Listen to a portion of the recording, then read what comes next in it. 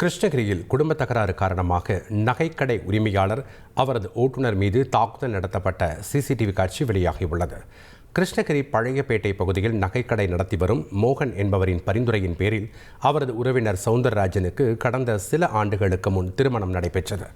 தொடர்ந்து கருத்து வேறுபாடு காரணமாக சவுந்தரராஜனும் அவரது மனைவியும் பிரிந்த நிலையில் அதற்கு மோகன் காரணம் என கூறி இருதரப்புக்கும் முன்பகை இருந்ததாக தெரிகிறது.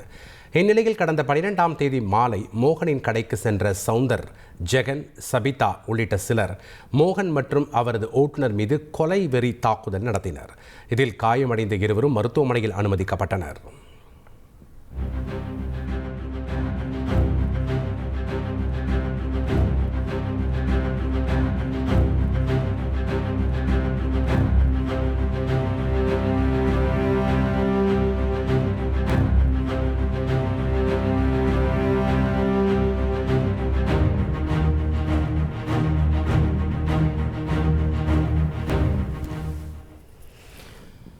இந்நிலையில் மோகன் அளித்த புகாரில் சபிதா உட்பட 4 பேரை கைது செய்த போலீசார் மேலும் சிலரை தேடி வருகின்றனர். இதனிடையே தாக்குதல் தொடர்பான சிசிடிவி காட்சி சமூக வலைதளங்களில் வெளியாகி வைரலாகி வருகிறது. செய்திகளை உடனுக்குடன் தெரிந்து கொள்ள உடனே சப்ஸ்கிரைப் பண்ணுங்க.